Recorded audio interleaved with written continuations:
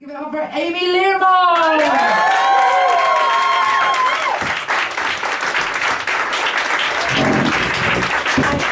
So I'm Amy, I'm a plant scientist, so I'm at the University of Dundee Plant Sciences. We're based in the James Hutton Institute, way out there in Invergowrie. So I'm doing my PhD at the moment and I work on barley, which is the cereal part of my title. The killing part comes later. People get really excited when I say, oh, I'm working on making barley easier to ferment alcohol from. And then really sad when I say not the drinking kind, because I work on biofuels. Yeah. No whiskey, no beer for me. Well, unless somebody offers to buy me one afterwards. So I became a plant scientist because I'm scared of fish.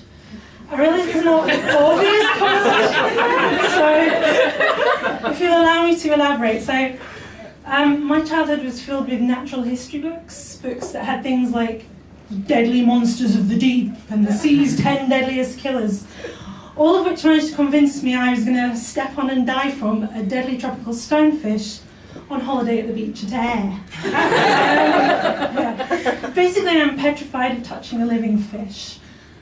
And all of these books have things like Happy 3rd birthday, Merry Christmas 1985, so thank you very much for that, Mum and Dad. Actually, despite all that, when I came to choose my undergrad, I was determined to be a marine biologist, much to the bafflement of my parents. They followed me from open day to open day and they were just despairing. Mum was like, you're terrified of touching fish. Every time you go swimming, your skin breaks out in a rash. My dad's like, you're terrified of boats. You get seasick every time you go out. I was 18, I knew what I was doing. I had this vision of myself riding on a giant clamshell, towed by dolphins, petting my seahorse. Just an aside, some of my seahorses are endangered. Please don't pet them if you come across them. So we got to about the 4th open day, and the stand had pictures of fish, so I was quite afraid to go up and actually talk to them. And I started to think, maybe Mum and Dad have a point here. I don't actually want to touch a fish, swim, get on a boat. At this point, my dad had had enough. He wandered off into some other stand at the university, and he came back from the darkened corner where plant sciences were with a leaflet going, you can touch these. You're not afraid of these. There's no fish, no boats. So we looked at each other with relief and were like, yes. I am going to be a plant scientist. And the only thing left then to do was to go home and spread the good news. So we went home, told my mum, and she gave me the 3D face. Despair, dismay, and disappointment. You see, up to that point, I had actually killed every plant I owned.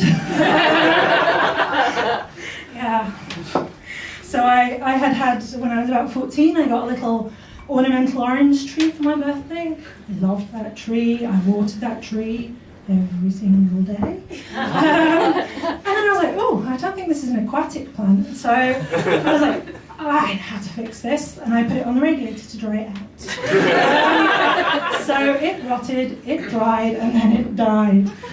Clearly, that was the radiator's fault. So my next foray into plant keeping was a cactus. Because I thought, nobody kills cactuses. It's impossible to kill a cactus. They're so hardy. And I was very, very sparing with the water this time. Very, very sparing with the water this time. And it dried, then rotted, then died. Yeah. So I was like, okay, I know what's the problem. I'm trying to grow plants indoors. Plants are outdoor things. I need to start growing them outdoors. Clearly that's where I've been going wrong. So I got some tomato seeds, I sowed them in pots on my balcony.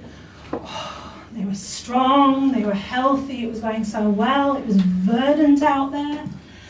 And then I opened the door and let Bert out, my pet rabbit, because he liked a breath of fresh air. It was basically the Great Tomato Massacre of 2010. They died so young, they never had the chance to grow up, have tomatoes of their own. It was just... Yeah, I mean, everybody talks with pride about being green-fingered, but nobody discusses the shame of being black-thumbed. It's something that's whispered about in darkened corners.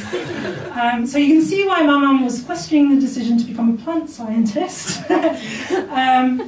But despite that, I managed to get a bachelor's, master's, and a job in plant sciences. In fact, the first thing I did for my new job was to sow 100 lettuce seeds, wait for the first 2 cotyledons to pop out, rip one of it off for DNA isolation, infect the other one with mold, and then count how many of them died. So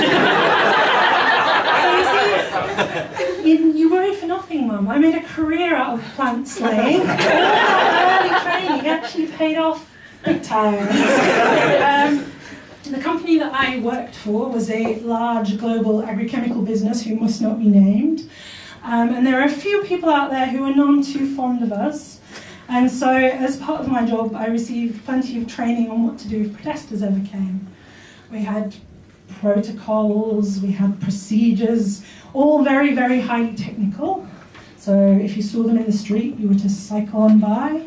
If you saw them at the gates, cycle on past. If you saw them outside, cycle on home. I cannot believe how many hours of training were involved in teaching us that. If they did come, we were all supposed to stay at home. There was this whole phone tree system set up so that we could be informed. Our group was the giant sequoias, cell biology were the bristlecone pines, plant health were the Dutch elm disease. And we were to stay at home, huddled around our iPhones, lights out, blinds down, waiting to be told when it was safe. If they came while we were actually at work, we had a whole escape committee. We